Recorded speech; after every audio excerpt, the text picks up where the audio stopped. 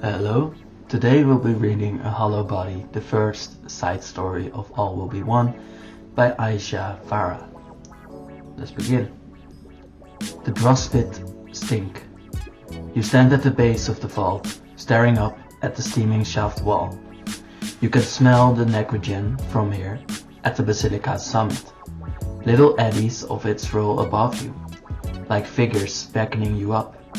Movement between the spheres is heavily monitored, but this shaft is far enough on the outer reaches that no one will be watching. At least, no one with the hope of stopping you. You spread your wings, relishing the pull in your shoulders as your body does what it is made for.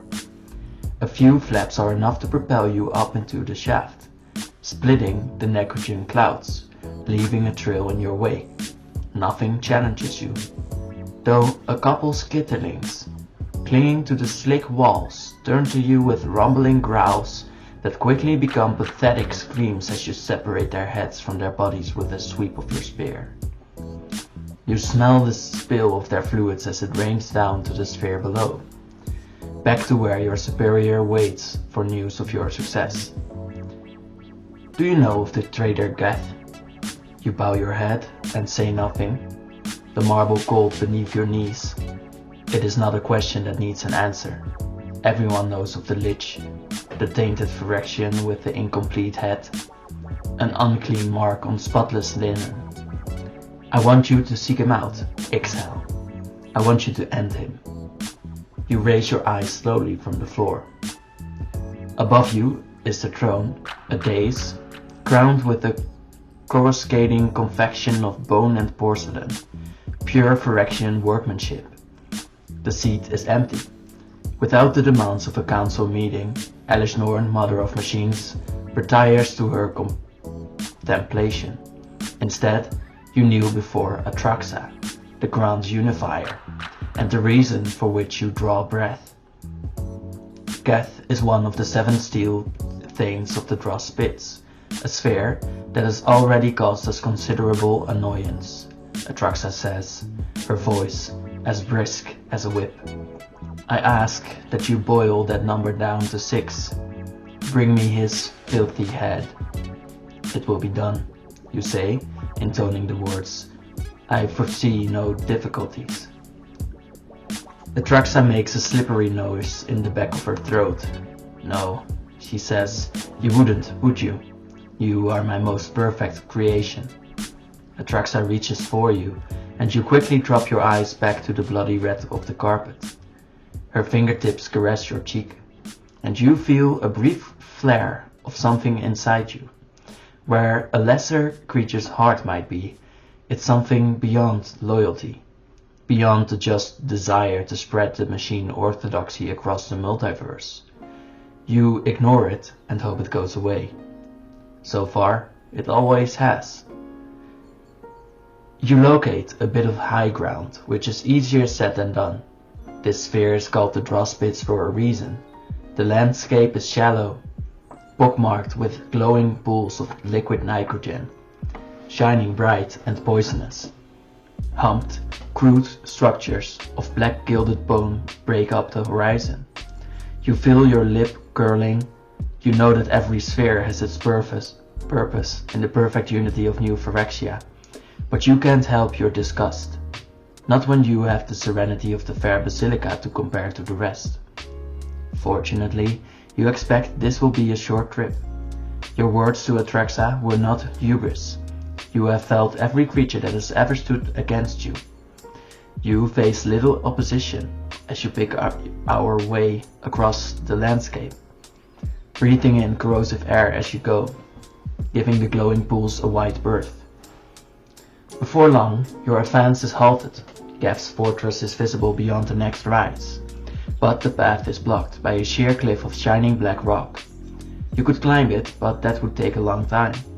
You could fly over it, but that would announce our presence to the entire sphere, which you've been told to avoid, when possible. You are still a long way from a last resort. Stepping into the shadow of the rock face, you see the outline of a gate. It looks like it could almost be naturally occurring, as if the supersaturated atmosphere has given the rock a mind of its own, like a dominus. There is no latch, no lock. Instead, you find a row of rounded impressions arrayed in a fan-like shape at shoulder height. You press your palm against one. A low tone pulses out from within the stone. You take a step back. It fades so quickly you are unsure if you truly heard it. You press the spot again. The same tone comes. You press each impression in turn, and each makes a slightly different sound. You cock your head and press against them. Something about the sound itches at the inside of your brain. You don't like it. You need to press them in the right order. The voice comes from behind you, slippery and slick, all sibilance. But it chokes off at the end when you spin and slam its owner back against the craggy ground, squeezing your fingers down on its neck. Please, it chokes out. That combined with the ease with which it folds underneath you, stays your hand for long enough to get a look at it. Now I know what you're thinking, the thing stammers. You tighten your hand on its neck, even as you find yourself mildly surprised that it has a neck, a face, a midsection, bare and unsightly hands. It's an aspirant, a male human, or an elf, originally from the keeping this in, from the hunter maze, perhaps a sphere several layers above, judging from its smell and the hue and shape of its completion. Mercy! It's shouting in your ear. Mercy! You sneer. Identify yourself, creature. Alexis! He pipes up. I'm Alexis. You can't kill me. I can, you say. No, I believe you. The aspirant shakes. His voice goes slightly nasal with their no. You shouldn't kill me. Please don't kill me. Your head tilts. Why not? Because I don't want to die. Your head keeps tilting. Very far. Why? Right there. The aspirant is breathing heavily. Its brittle defenseless ribcage going up and down. The movement is distasteful, but compelling. Right, that's a good question. Philosophical. Why don't you want to die? You consider the question. You know the correct answer. The answer that any fraction would be expected to give. Why would anyone fear death when no individual holds any value? Every life in every sphere exists purely to spread the truth of Phyrexia across the multiverse. There is no other reason to be alive. Still, the thought unsettles something in the core of you. You try to evaluate why. Because I am needed, you decide. This aspirant snorts air through the disgusting little holes in his face. Don't you think highly of yourself? Sorry? Don't you think highly of yourself? He mutters. Not that you shouldn't, he adds hastily as you begin to squeeze down again. Before you can completely compress his voice to nothing, he yells, You can kill me! I have a contract with Lord Death. That makes you pause. What? Lord Death. The aspirant is breathing fast. He reeks of fear. What is a half-completed weakling doing in a place like this? He should have been ripped to shreds in the hunter's maze within a day. Lord Death makes reels. That's why we call him the Thane of Contract. Who calls him that? That hasn't been part of your brief. Lord Death saves people with his deals. The aspirant's eyes gleam and glisten. They're filling up with some strange, clear oil. He makes what? Deals. Protection. He can move you between spheres. Well, the aspirant gives you a quick, nervous look. Not him, exactly. He made a contract with me and got me out of the hunter's maze. He saved me, and now I guard the gate to his holdings. If I kill you, this gate opens. Yes, wait, no! The aspirant's breath quickens again. That's not how it works. If you kill me, it will never open. Never, ever. Besides, Lord Death will know and he'll come to find you. You sit back, slightly amused. Are all aspirants so lively? You've never been in the position to find out. If I kill you, Lord Gath will know. Yes. How will he know? Bloodshot. Kill me and find out. You have your sphere. I'm kidding. He'll just know. You consider this new option.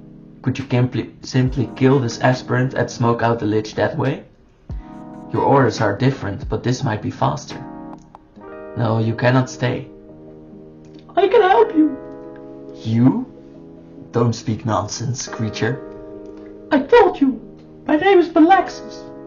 He does not seem to be seeping from the eyes anymore, at least. What's yours? Ixel, you say, of the fair basilica. Balaxis stares. Perhaps you should not have offered this worthless being your name, but neither are you willing to deny it. Ixel? Balaxis the aspirant rolls it around his strange pink mouth. Ixel, I can help you. You want through that door, right? I can help you. What? The puzzle. I can help you with the door puzzle. You stand up sharply. I can do it myself. This, you worry, may be hubris. The sounds make no sense, or not enough for you to decode them. It annoys you. The sounds itch at your brain. You think you should know what they mean. Recognize the pattern they build. Behind you, Balaxis keeps up a steady stream of chattering. See? You're tall enough to hit all the plates. That's useful for something like this. But your back might start hurting. I guess being tall is less useful when you're flying. Do those wings work? I bet it's hard for you to stay. Can you fight while you fly? Oh, the two in the middle need to be pressed together. Wow, the fair basilica, I've never seen it. Right, where would I have seen it, huh? Is it as pretty as you are? Chip, you grind your teeth together, but you take the advice, using the hints to string the sounds together. Fractions all operate toward a common goal. Disregarding help because the one offering it has an abrasive, reedy voice would be counterproductive. Ah, there you go. The door flashes with a thin blue light and the gate grinds open. You feel a thrill of warm victory from which often associated with rending a creature in half. It almost makes you want to turn around and bury your spear in the aspirant's throat. You turn around to find him standing upright, looking off into the distance. The cool radioactive light of the pits gleams off the green and silver armor plating his torso and thighs. The bare, not yet completed parts of his body are soft, almost obscene. Surely you'd never looked so very virile. He just sits here all day, waiting for someone like you to come along and try the gate. What would that be like? How does he stay still with all the glamoring inside of his head? He must enjoy the time he spends here, if he is so intent on staying alive. Curious. You turn back to the open gate, the tunnel lit only by a thin stream of necrogen trailing down the middle. You wrinkle your nose, but you pick your way inside. Not the nose, the door. Goodbye, Lady Ixel. Balaxis calls after you. Give Lord Gath my regards. You don't meet anyone quite as odd or talkative on your way through the Lord Gath's holding, but you do see some more aspirants than you have in a long time. Creatures from across New Phyrexia, from all spheres, some halfway through completion, some whose completion had gone wrong. They should all have been scrapped before they even took their first breath. Had Gath made deals with them as well? Strange how these half-creatures' minds work, binding themselves to a monstrous, blasphemous creature for nothing but the promise of the continuity of their own worthless lives. You can't fathom it. The only reason to exist is to spread perfection across the multiverse. If you can do that, why wouldn't you allow yourself to be taken apart, to be completed into something that can? You meet no great resistance on your journey, save for a few more skitterlings that try their luck, as they always do. You locate Gath's fortress easily enough. It is a blight on the horizon, a colossal structure of black bone and red sinew, grown from the burning earth of the sphere's necrogen-consecrated ground. This gate is not guarded, nor does it have a silly little puzzle, or sit a little man. The door stands open before you. No one challenges you on the stairs, and no one challenges you as you pass into the grand hall. It's as still as a grave. Stepping through a low, black arc, rage begins to fill you. This is a throne room. A tall, towering imitation of Alice Norn's throne stands between guttering torches. It is empty. How dare he? How dare he compare himself to the mother of machines? The impertinence is unbelievable. Fool, your voice echoes through the wide hall. Lich, abomination, where are you? You're smaller than I thought you'd be, says a voice in your ear. Curious. This is the second time some creeping thing has managed to catch you by surprise. This time you have your spear twisting in midair. The clash is hard enough to send shocks all the way down to your core. Very narrowly, you keep your feet. Good. Seems you aren't all bravado. Before you stands Lord Geth. His heaving, many-limbed body looms above you. Arachnic legs planted in the marble floor. His hideous face peers down. He possesses none of Pelaxis' energy or light rays. But for some reason, you can't help thinking of him as you look into Lord Geth's eyes. He holds your spear between two of his pincers. I assume the mother has finally sent you for my head, he says. She does so hate it. You grip your sword and widen your stance. Geth is larger than you'd been expecting. His body more fully completed. In fact, it is only his head that is still organic. An ugly, rotting thing in the center of an otherwise serviceable body.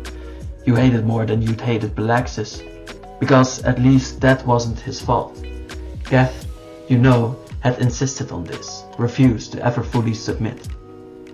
It's disgusting, you sneer. It becomes you. Geth laughs. His eyes burn. How low I have fallen in her notice that she sends me a foot soldier rather than a braider, not even the unifier. How is Atraxa, then? You glow with rage. A foot soldier? You? How many corpses have you retrieved for completion? That doesn't matter, you tell yourself. It doesn't matter what he thinks of you. You don't matter at all. You don't have the right to even say her name, you hiss. To even think it. Geth laughs again. He meets your next attack with a lazy swipe of a claw, deflecting with seemingly no strength at all. The blow still rattles you. You grit your teeth so as to not let him see your shock. Stupid. Stupid of you to assume he wouldn't put up a fight. You've gotten too used to fighting the incomplete, worthless little organic who don't see a chance against the might of a true fraction. You're rusty, I see, Geth says. You've been fighting creatures who can't fight back. He beats you like he has access to your thoughts. Picking your teeth on my contract holders, were you? As if I dent my blade on such a worthless enemy, you sneer. Yes, you would say that, wouldn't you? Geth's strikes grow more powerful as he speaks. You hear the whistle of air as he narrowly misses you. But that's what you and your ilk will never understand. The only true loyalty is that which can be bought. Foolish. Nonsense. He's speaking the same drivel Pelaxis did, trying to pick you. Pathetic that a thing would share an affliction with a half-completed runt. No wonder your commanders want him dead, and yet his power is undeniable. You doubt me?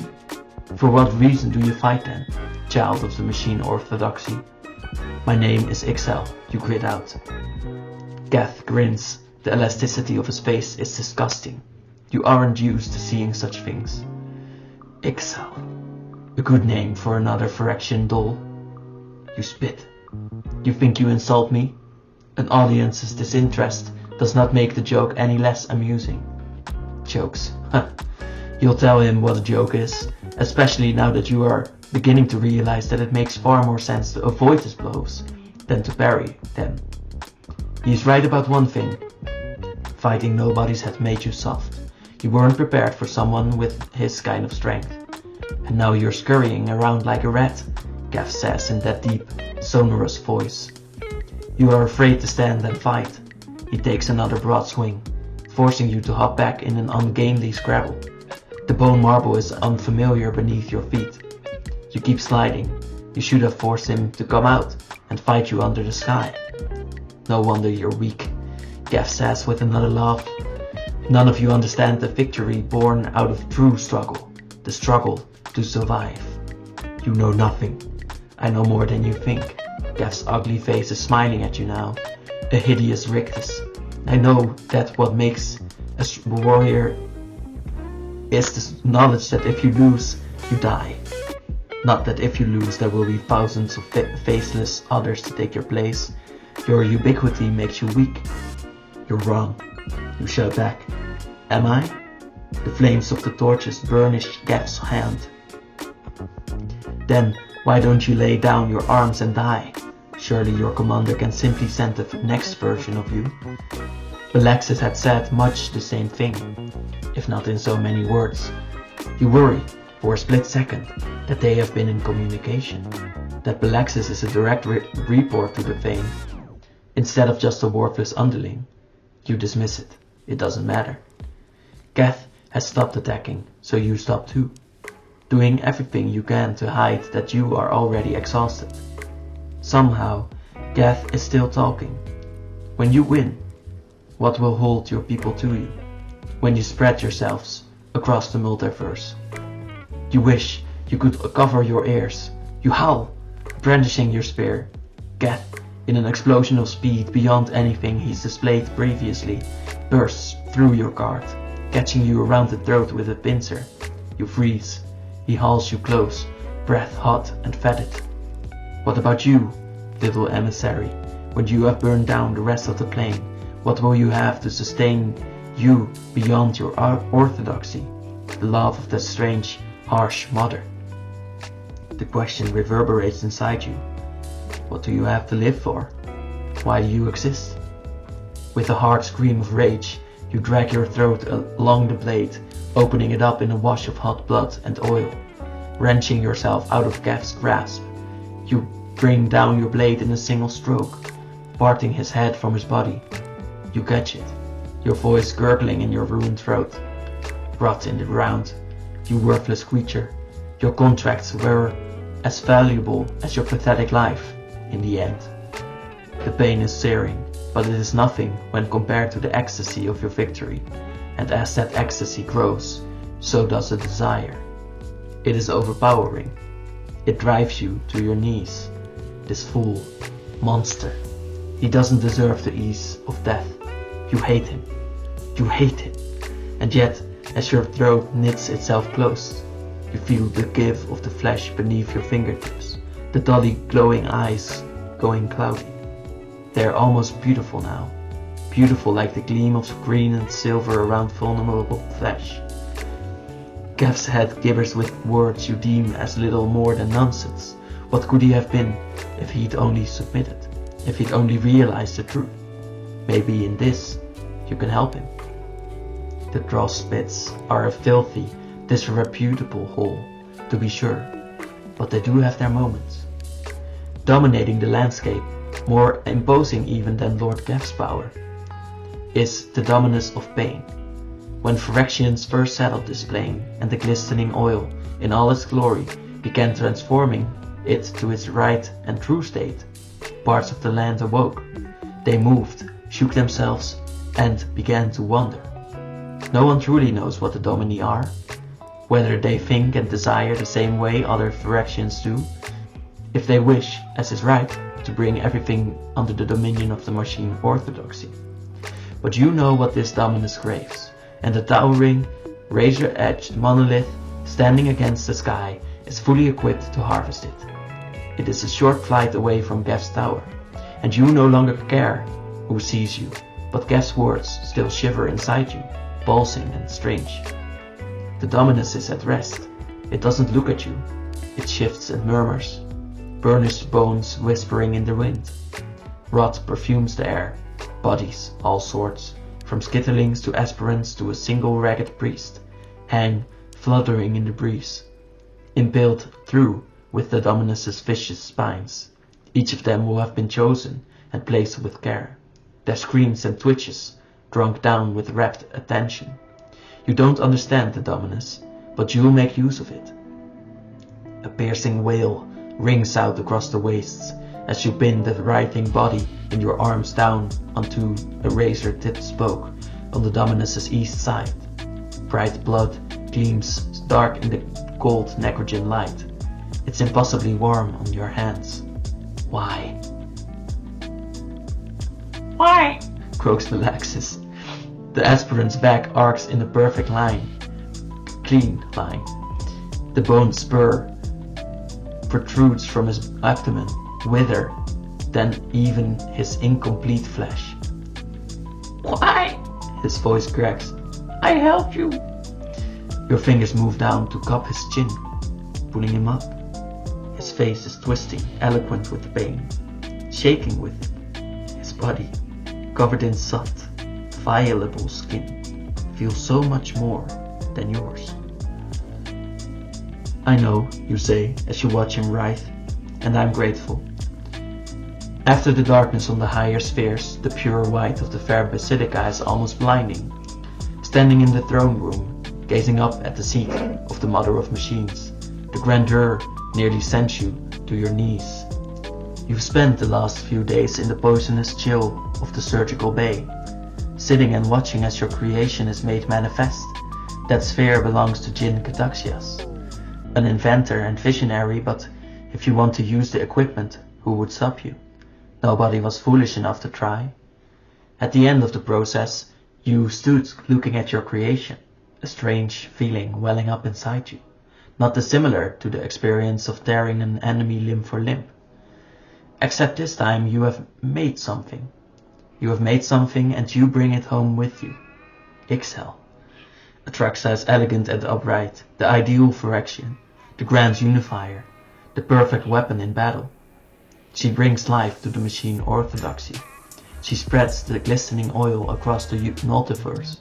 She is the only true voice you will ever answer to. And now she looks upon what you have brought her with such disdain, you feel like the plane has cracked open. Ixhel, what have you done? Silence thunders around you. In the distance, chanting rises like a sinister wind through hanging bones. Your breaths feel like knives. Commander, answer me. You fall to your knees. I only wanted to make something. You risk a glance up, your body burning. Like you made me. Atraxa stares down at you. I fashioned a weapon. That's what you are. I know. I just fought. Atraxa lets out a harsh laugh you've only heard her use with enemies. To the incomplete. You fought? The words bark through the hall, breaking the serenity like a glass window. It claws at the center of you. In the face of certainty, there is no need for fought. You know this. You don't need to hear the things she is saying to you. Get rid of it. It is a fish grass. A voice says the same. After a moment, you realize it must be yours. No one else knows it. What? The word cracks over you like a blow. His name. You are about to drop through the floor. Never have you felt anything like this choking guilt. You've never done anything to merit it. A thing that follows orders is a thing that can never disappoint. His name is Fishgrass. Atraxa doesn't respond for such a long time that you think she's left. You look up. She's still there. But she isn't looking at you. Get rid of it, she bites out. She leaves you kneeling on the floor, staring up at an empty throne. Beside you, a familiar voice begins to laugh. A light musical chuckle. It suits this bright place, but it scrapes at your insides. Did you expect anything different? For the first time since you dropped your eyes in the face of your commander, you look at him. That face, once enraging, now fills you with a mysterious fondness. It's unrecognizable, covered by the hard plating of completion, but you know what lurks beneath it. The traitor's head you held in your hands, Arachnid legs sprout from a bulbous body, made powerful with silver and green plating. The piercing green of his eyes hold none of their previous owner's aliveness. 2 of those limbs were once delicate wings of white and red bone. The place where you took it from your own back still flares with an hot ache. What are you talking about? Your voice comes out harsh. Visgrass offers you a hand with a slightly ironic flourish. You let them pull you to your feet. You think they will thank you for making something like me? She made something like me, you insist, even as you know how little this means. What is a claim of hypocrisy in the face of the machine orthodoxy? Norn decides what is true, and Atraxa speaks with her voice. I want it. You don't finish, that's the crux. You feel it before it leaves your teeth. You want it, and wanting, you filled. You meant to say you wanted to save them, to give them what you have, what everyone will soon have, to lay Gav's foolishness low and raise Balaxis's nervous attentiveness. But that would be a lie, at least in part. You hated Gav, the things he said clinging in your head like discordant bells. You liked Balaxis, or you liked the elegant lines of his incomplete flesh, the way the light glinted off his bright eyes and pale body. You don't know why, you just didn't want them to disappear. You wanted to bring them with you. You are a wretched creature. I wanted to save you, is all you say aloud. When Visgrass responds with the same musical laugh, you both expect it and can't stand it. You jerk away from him. Silence. Save me? You raise a hand. I told you. Be quiet. He doesn't wince, doesn't try to stop you. This is what stays your hand. It's not like you could do him any real damage. Not anymore. Saved. He steps in closer to you, limbs clicking, eyes gleaming. Inside me, I can feel this body aching to tear itself apart. I feel the disparate parts of all the things that I used to be. He looms over you, body so huge he blots out the light. He could crush you if he tried. I don't remember what I used to be, you say. You lean against him in a parody of an embrace. You shiver. It feels like you have been run through, like Balaxis on a spike. You turn from him swiftly. Come with me. Visgrass is quiet for a moment. Where are we going? You look back, to get rid of you. The dross pits stink. You stand beneath the same shaft and look up, through the swirling mist of necrogen, the same spot, but you feel miles away. It's not the plane that has changed. Beside you, Visgrass makes a questioning noise, like he is expecting a blow. Expecting. Go, you say. Nothing. Go. A slow exhalation of breath. You should come with me. That makes you look up. You laugh. No. Visgrass takes an unsteady step toward you. You know, Ixal? I know that you do. They claim to read the stars, to know that the multiverse is meant to come under Phyrexian rule. The harmony of completion will spread, and that is good and right. Another step. But you know all of that is ashes. You, your people, everything you have set yourselves to do, all of it exists at the whim of a tyrant. You should deny it. You say nothing. Your machine orthodoxy means as much as my contracts. You aren't him, you growl. Then what am I? You stare at the fractured ground. You are my first defiance. Now go. He is silent for a long time, and when he does respond, it is with nothing but the quiet creak of his limbs, the ones you gave him. You stand at the base of the shaft long after he has finished into the dark. Deep in the center of you is an ache that wishes to follow him. But you don't. Not yet.